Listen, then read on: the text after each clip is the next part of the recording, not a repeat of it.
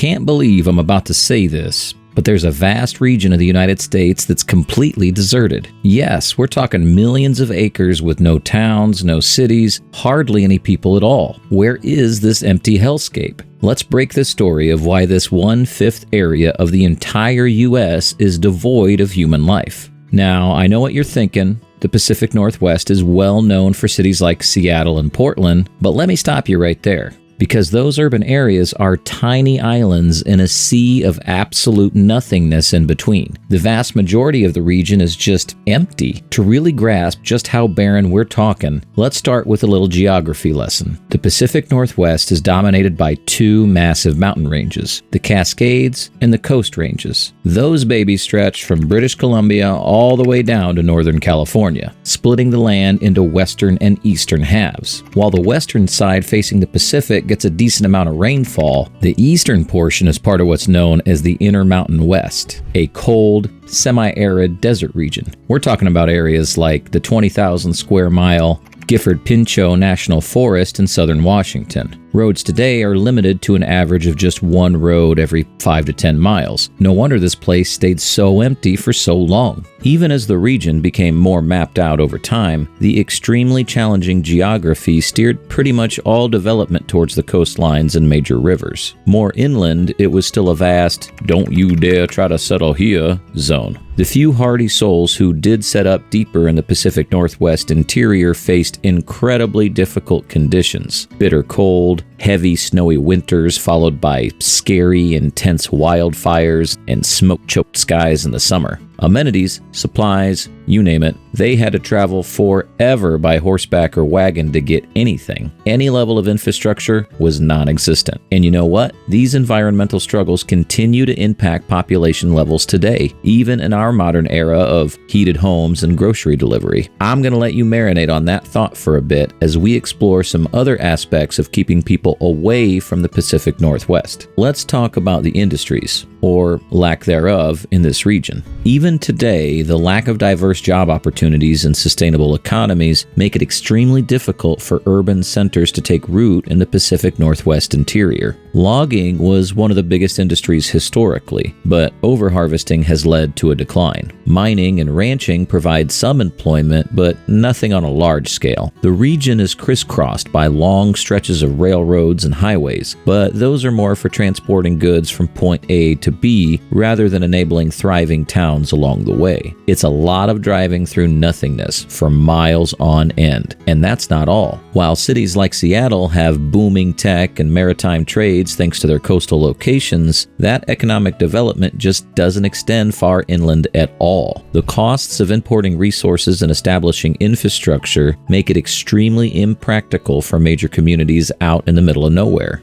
And unfortunately, the environmental realities aren't getting any easier either. Wildfires are becoming more frequent and destructive due to hotter, drier conditions. The snowpacks that supply water are dwindling. It's a vicious cycle, making the region even more uninhabitable over time. Why I'm talking about the Pacific Northwest, a huge swath of land stretching from Northern California all the way up through Oregon, Washington, Idaho, and into Western Canada, the Pacific Northwest is experiencing a housing affordability crisis driven by a combination of factors including population growth, rising housing costs, and stagnant wages. High demand for housing, particularly in urban areas, has led to skyrocketing rents and home prices, placing a significant burden on low and middle-income residents. The shortage of affordable housing exacerbates homelessness and housing insecurity, with many families struggling to find safe and stable housing. Efforts to address the affordability crisis through policies such as inclusionary zoning, rent control, and housing incentives face challenges related to land availability, regulatory barriers, and community opposition. The Pacific Northwest is also celebrated for its environmental activism and conservation efforts. The establishment of national parks, wilderness areas, and environmental regulations reflects a commitment to preserving the region's natural beauty and ecological integrity for future generations. Now, historically, this rugged, unforgiving landscape didn't make for the most welcoming home for early human colonizers. The indigenous tribes were able to survive by hunting and gathering, but establishing establishing large permanent settlements were pretty much a no-go. It wasn't until the 1800s that some real pioneer crazies tried making this place their home.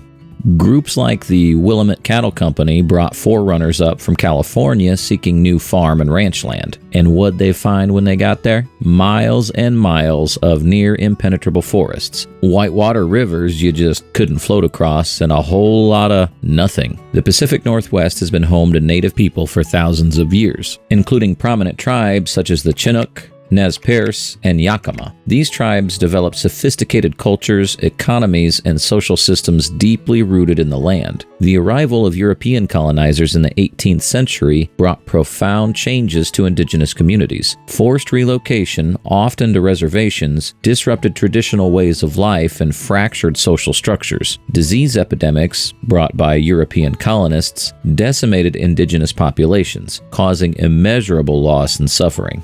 Government policies such as the Homestead Act of 1862 significantly encouraged settlement in the Pacific Northwest. The promise of free land attracted waves of European immigrants seeking opportunity and a better life. However, this influx of immigrants also brought conflict and displacement for Aboriginal peoples, further eroding their land and resources. Fur trading posts such as Fort Vancouver served as pivotal hubs of early exploration and commerce in the region. These trading outposts facilitated interactions between indigenous peoples and European traders, shaping cultural exchange and economic dynamics. In my opinion, they must have felt like they landed on another planet. The terrain was just so brutal, unforgiving, and vast. Early settlers struggled big time to find hospitable land for communities, and it's not like you could just order supplies on Prime back then. You were at the mercy of the elements in a major way. The Pacific Northwest economy has long been driven by industries such as fishing, timber, and hydroelectric power generation.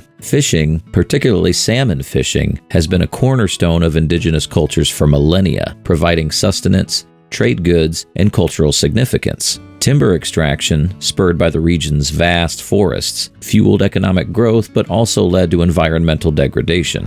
What I feel here is that this corner of America is going to remain an empty wilderness for the foreseeable future based on the never-ending challenges. I can't even imagine how miserable it would be to build a home out there and try to get basic utilities and services on the regular. But do you know what other region is also weirdly devoid of people? The vast expanses of upstate New York. Go watch our detailed video on that and find out some more shocking truths.